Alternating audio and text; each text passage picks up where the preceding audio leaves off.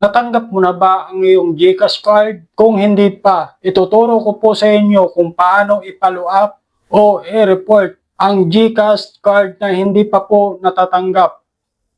O na-tap lang po ang GCash application, may makita po kayong help, i-tap nyo lang po yan. Pagkatapos, get help, i-type lang po ang GCash Visa card. Madali lang naman itong gawin, guys. Hanapin po natin ang GCash card delivery area. I-tap nyo lang po yan. Pagkatapos, track or follow up GCash card. I-click nyo po yung sa ibaba. Sundan nyo lang po. Dito na po natin ilagay ang ating email address na ginamit nyo sa inyong GCash account. Tapos yung pangalan at ang inyong kung saan po kayong lugar, kung saan po kayong bansa. Ilagay ko dyan Philippines. Tapos ang inyong cellphone number. Tapos ang pinagbayaran nyo po sa GCash. Nakikita nyo naman po dyan sa screen kung paano po mahanap yung reference number niya. Tapos kung kailan po kayo umorder ng card sa GCash, dito nyo rin po ilagay. Tapos sa description niya, o information, follow up, my GCash card.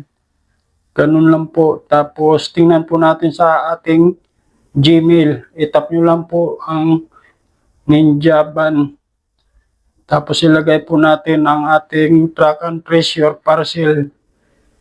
Magte-text po ang Ninja Ban sa cellphone number nyo. Yan po ang track and trace your parcel. Yan po ang ilagay dyan. Tapos successful deliver. Na-deliver na po pala.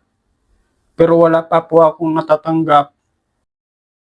Submit inquiry. Contact us. Sundan nyo lang po, guys. Select your. Yan, nilagay ko dyan reporting or damage loss. Safer name GCash.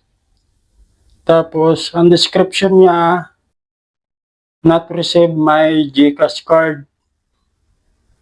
Para sila po ang mag-imbestiga kung kanino binigay. Katapos, yung box na maliit, dapat may check.